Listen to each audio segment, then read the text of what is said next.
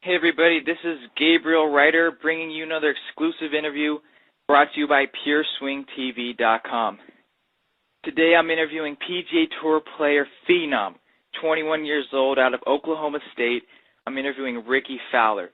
Rickie has started off his debut as a professional just like a champ would, tying for 7th in his first PGA tournament as a pro and tying for his second place as second PGA tournament. So, Rickie, I'm super excited. I just want to say thanks for taking the time out of your busy PGA Tour schedule to answer a few of my questions. Yeah, no problem. Thanks for having me, man. Thanks. All right, so Rickie, obviously you've been super successful in the game of golf, and a lot of people don't see what's behind the scenes. And what sacrifices have you had to make to reach the level of success you've had? Well, I played a few different sports growing up as a little kid, but when I really wanted to focus on golf, I had to kind of set those aside. And then when I started traveling and taking golf a bit more seriously, I didn't get as much time with friends and family. So outside of the normal fun that kids have, I was more focused on golf and went that route. Nice. So you really had to dedicate yourself and really take more time to work on your craft and master it, I'd say. Yeah, instead of sitting around playing video games, I was out playing some golf. Exactly. So let's talk about all that time you take. A practice regimen. When you're practicing your most, how many days a week are you practicing, and for how long? Usually 6 to 7 days a week. I'm not one that takes much time off. As for practice, I usually just play. I don't do much work on the range, to say. Work on putting and chipping. I like to get down there and at least get 30 minutes to an hour of short game work in, just to keep the feel, and that way I can keep building on things and work on just hitting the ball solid. But like I said, I usually won't sit on the range for more than an hour or two hitting balls. For the most part, just go out and play and work on things that way.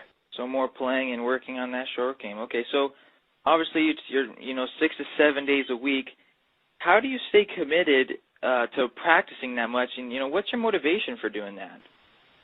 Well, I've always loved playing golf. I love being around the game, and I love just playing. So I don't really have to push myself to do much, and it's an awesome game just because you can always keep getting better, and it can never be perfected. So I'm always pushing myself to be better, and that's one of the reasons I turned pro, is because I felt like I wanted to get out and push myself against the best guys in the world. So now that I'm out here and playing, I got to work, that much harder and to hang around with these guys.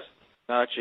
That's what I feel like. Obviously golf is one of your passions, and when people find their passion in life, like you said, it's not too hard to get out there because it's what you love to do. Exactly. So, as a golfer myself, sometimes I'm on the course, and sometimes there might be hazard left and OB right.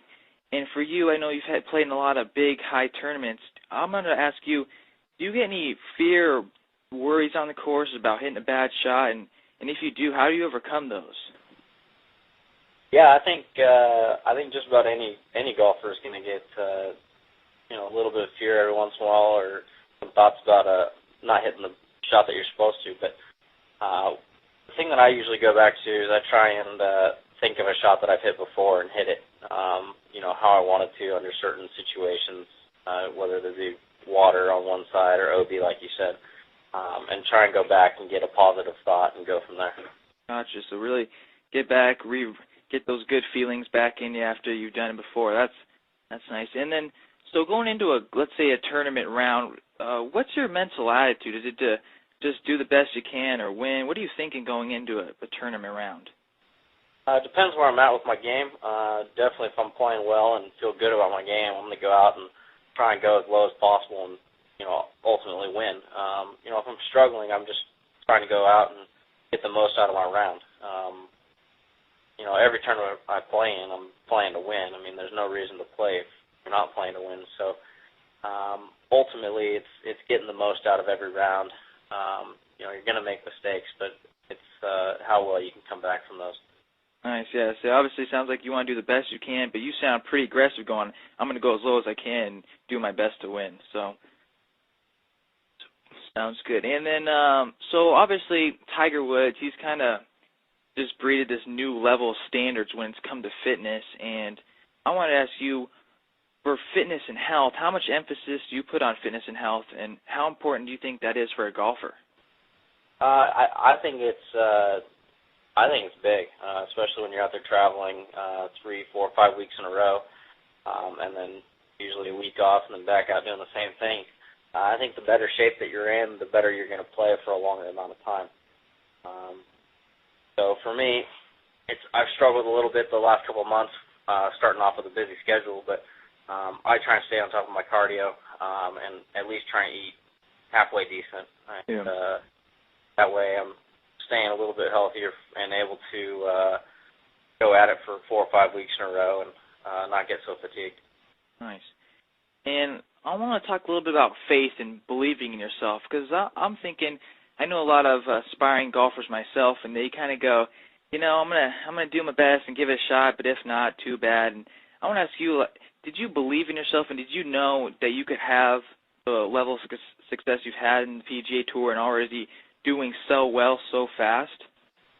I think I kind of learned that and started believing in myself a bit more in the last couple of years with the starts that I got out on the PGA Tour and the Nationwide Tour as an amateur, and went out and played halfway decent, and then almost won, lost in a playoff in the Nationwide event last year. And I think within those last 2-3 years, I've really built up a lot of belief in myself on the professional level. I had success through junior golf and amateur golf and college golf.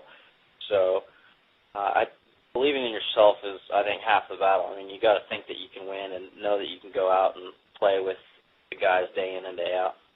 Nice.